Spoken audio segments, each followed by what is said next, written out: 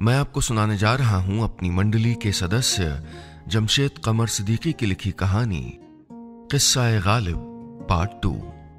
इस कहानी में अब तक आपने सुना, गालिब अपनी रुकी हुई पेंशन को दोबारा शुरू करवाने के लिए दिल्ली से कोलकाता के सफर में है। इस दौरान वो दिल्ली की एक तवायफ नवाब जान को याद कर रहे हैं और अपने एक पुराने दोस्त शेख इम्तियाज के घर पर ठहरे हैं। लेकिन अंग्रेजों को शराब मुहैया करवाने वाले शेख इम्तियाज से उनकी नाराजगी हो जाती है। क्या मोड़ लेगी ये कहानी? जानने के लिए सुनते हैं कहानी का दूसरा हिस्सा, किस्सा-ए गालिब पार्ट 2। मिर्जा का सफर जारी था। दिल्ली से निकले हुए 4 महीने और 26 दिन हो चुके थे। दिल्ली से लखनऊ, लखनऊ से बांदा और अब वो बांदा से इलाहाबाद के सफर पर थे। शेख इम्तियाज से हुई खामोशी भरी नाराजगी के बाद उन्होंने वहां रुकना मुनासिब नहीं समझा और सफर पर आगे बढ़ गए। उनका अगला मकाम इलाहाबाद था, जिसके लिए उन्होंने एक घोड़ा गाड़ी की सवारी ली। और अच्छी बात यह थी कि नया रास्ता उतना सुनसान भी नहीं था। मिर्जा के जिस्म में सफर की थकान और जहन में नवाब जान की याद थी और उन यादों के जलते बुझते चिराग लिए हुए वो अपने सफर पर बढ़ते चले जा रहे थे। कई यादें थीं जो मिर्जा के थके हुए चेहरे और भारी पलकों पर मुस्कुराहट बिखेर रही थी। जैसे वो शाम जब नवाब जान से उनकी दूसरी बार मुलाकात हुई। उस दोपहर आसमान में बादल थे।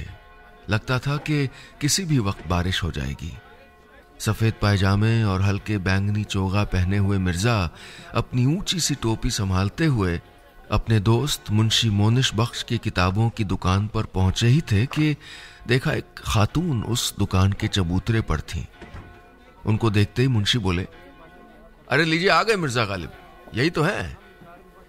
मिर्जा ने करीब से देखा तो उनके चेहरे पर मुस्कुराहट थी। ये तो वही नवाब जान थी जिनसे उस दिन मुलाकात हुई थी। उस रोज भी वो उतनी ही खूबसूरत लग रही थी। आप? नवाब जान ने हैरानी से कहा, आप तो वही है ना जो उस दिन घर पर आपने बताया क्यों नहीं? उफ। गालिब ने मुस्कुराते हुए सर नीचे कर लिया। वो बोली, आपके कलाम बहुत खूबसूरत होते हैं। काफी सारे शेर तो मुझे मुंह ज़बानी याद हैं। गालिब ने मुस्कुराकर कहा, जी सुना मैंने। नवाब जान उन्हें इस तरह देख रही थीं जैसे किसी मरते हुए शख्स को जिंदगी मिल जाए, जैसे कोई पुरानी ख्वाहिश किसी रोज बस यूं ही पूरी हो जाए। बोली, आप घर आए थे, लेकिन देखिए ना, मैंने तो आपको अंदर भी नहीं बुलाया। माफी चाहती हूं। गालिब जरा आगे आए और बोले, मेहरबान हो के बुला लो मुझे चाहे जिस वक्त। मैं गया वक्त नहीं हूं कि फिर आ भी न सकूं। नवाब जान की इन्हीं यादों के सहारे गालिब का सफर इलाहाबाद के पड़ाव तक पहुंच गया था।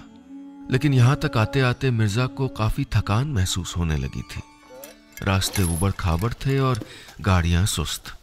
उन्होंने कंपनी बाग के पास एक कमरा किराए पर लिया और कुछ दिन वहीं ठहरने का इरादा किया। मिर्जा की शोहरत किसी की मोहताज नहीं थी। दिल्ली से उड़ती हुई उनकी शायरी की खुशबू पूरे हिंदुस्तान में फैलने लगी थी। उनके अनगिनत चाहने वाले थे, लेकिन इतना मशहूर और ज़हीन शख्स अपनी जाती जिंदगी में अपने हक के लिए दर दर भटक रहा था।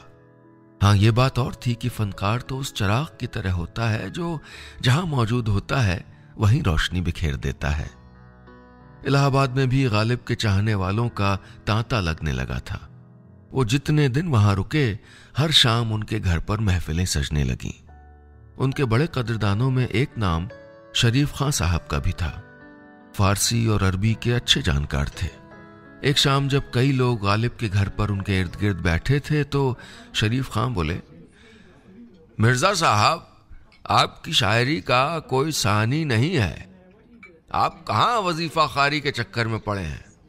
अरे हमने तो सुना है सुल्तान बहादुर शाह जफर भी आपकी शायरी के शौकीन हैं। आप उनके उस्ताद क्यों नहीं बन जाते?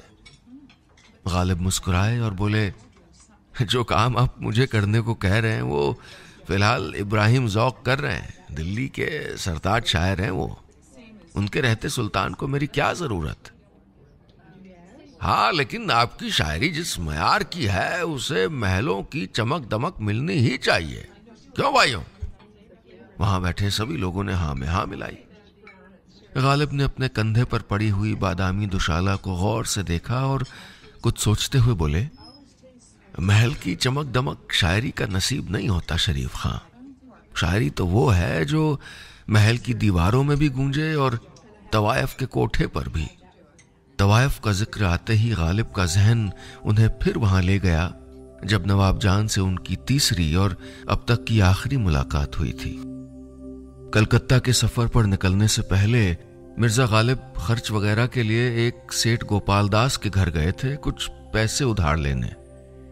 वो लौट ही रहे थे कि गली के नुक्कड़ पर उनकी नजर सामने से आते एक खूबसूरत और शफाक चेहरे पर ठहर गई। देखते हैं कि सामने से नवाब जान चली आ रही हैं। बाल कमर तक लटकते हुए, बड़ी बड़ी आंखों में काजल और चेहरे पर मासूमियत। उन्होंने देखा कि नवाब जान के हाथों में कुछ फूल हैं। आप? हैरानी से बोली तो मिर्जा उनकी गहरी आंखों में देखते हुए बोले, हाँ, मैं तो यहां से गुजर रहा था। तो कहाँ जा रही हैं? वो बोली, चितली मजार जा रही हूं। सरकार की बारगाह में ये फूल चढ़ाऊंगी और मन्नत मांगूंगी। मेरे पीर मेरी हर दुआ पूरी करते हैं। गालिब बोले, अच्छा, तो आज क्या मांगेंगी आप? वो नजर झुकाकर बोली, आज अपने लिए नहीं, आपके लिए मांगूंगी। मांगूंगी कि मेरे पीर सरकार आपको दिल्ली का सरताज शायर बना दें, जिसे न शोहरत की कमी हो न दौलत की। गालिब के चेहरे पर संजीदगी छा गई। कोई किसी को कितना चाह सकता है, इसकी हद दुनिया को नवाब जान ने समझाई। बताया कि इश्क मोहब्बत की वो इंतहा है जिसके आगे कोई तमन्ना, कोई आरजू, कोई जुस्तजू बाकी नहीं रहती।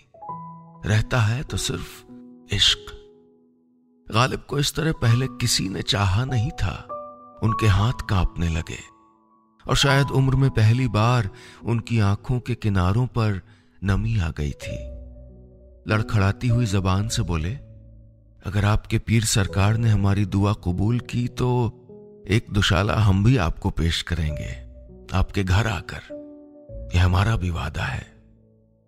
ये सुनकर नवाब जान के चेहरे पर खुशी के तासुरात खिलने लगे। उन तासुरात में इंसानी जज्बात के सबसे खूबसूरत और सबसे नाजुक रंग थे। आपके इस वादे का हमको इंतजार रहेगा। मिर्जा, कहां खो गए आप? शरीफ खां ने कहा तो गालिब अपनी यादों से बाहर आए।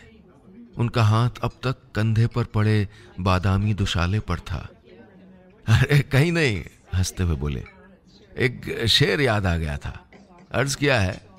कहते हुए वो सबको मुखातिब हुए, मोहब्बत में नहीं है फर्क जीने और मरने का, मोहब्बत में नहीं है फर्क जीने और मरने का, उसी को देख कर जीते हैं जिस काफिर पे दम निकले। महफिल वाह वाह और तालियों से गूंजने लगी। फिर शरीफ खान ने पूछा, अब इलाहाबाद के बाद कहां जाएंगे? बनारस? वहां तो कोई मुशायरा भी हो रहा है ना? गालिब ने कहा, हाँ, इत्तला तो आई है मेरे पास। बांदा वाले शेख इम्तियाज ही करवा रहे हैं मुशायरा। शरीफ खान ने कहा, सुना है उस मुशायरे में उर्दू जानने वाले कुछ अंग्रेज अफसर भी होंगे। मिर्जा बोले, हाँ, अंग्रेजों की जी हुजूरी कर करके खूब रिश्तेदारी बना ली है उसने। उसकी महफिल में अंग्रेज नहीं आएंगे तो कौन आएगा? शरीफ खान जोर से हंसे और बोले, लेकिन आपके लिए तो ये अच्छा मौका रहेगा ना, मुशायरे में ही अपने वजीफे की बात कर लीजिएगा, हो सकता है बात बन जाए। कुछ रोज इलाहाबाद में गुजारने के बाद मिर्जा की तबीयत पहले से बेहतर हो गई और फिर अगले पड़ाव बनारस के लिए वो निकल गए। अपने सभी पड़ावों में से मिर्जा को बनारस पहुंचने की जल्दी थी, और वो इसलिए क्योंकि मिर्जा आम के बड़े शौकीन थे और बनारस के लंगड़ा आम के बारे में उन्होंने खूब सुना था। लेकिन गालिब जब तक बनारस पहुंचे तब तक लंगड़ा आम का मौसम खत्म हो चुका था। 80 घाट पर पहुंचकर वहां की खूबसूरती से वो काफी मुतासिर हुए। मिर्जा बनारस के औरंगाबाद मोहल्ले में रुके, जिसे उस वक्त नवरंगाबाद कहा जाता था। वहां वो अपने एक दोस्त गुलाम मोहम्मद के घर पर ठहरे। बनारस की गलियां, वहां की बोली, वहां के घाट उन्हें बहुत खूबसूरत लगे। एक शाम उन्होंने अपने एक शागिर्द मियां दाद को फारसी में खत लिखा। यह खत आज भी दिल्ली में गालिब अकादमी म्यूजियम में रखा हुआ है। मिर्जा ने कहा, मियां दाद, बनारस बहुत खूबसूरत शहर है। इस बात पे यकीन करना मुश्किल होता है कि ऐसा भी कोई शहर है। मेरी बदकिस्मती यह है कि मैं जिंदगी के आखिरी पड़ाव पे बनारस आया। जब इस शहर में गंगा किनारे सूरज डूबता है ना, तो लगता है नदी नदी ना हो के कोई बड़ा सा जलता हुआ चिराग हो जिसकी लौ धीरे धीरे मध्यम हो रही हो। इस सब के बीच बनारस में होने वाले मुशायरे के दिन भी करीब आने लगे थे। बांदा वाले शेख इम्तियाज हुसैन उसके इंतजामिया थे। तैयारियां जोर शोर पे थीं। लेकिन एक शाम जब मिर्जा दरीचे के पास बैठे सुस्ता रहे थे तो उनके दोस्त शरीफ खां आए और बोले, मिर्जा साहब, थोड़ा वक्त है आपके पास? कुछ बात करनी थी। वक्त ही वक्त है शरीफ भाई, बताइए क्या काम है? वो बोले, दरअसल आज से अंग्रेजी हुकूमत स्कूलों में तालीम का एक नया कायदा शुरू कर रही है। हिंदू बच्चों को संस्कृत और मुसलमान बच्चों को उर्दू पढ़ाई जाएगी, यही ना?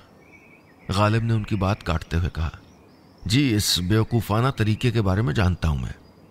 मुझसे क्या चाहते हैं?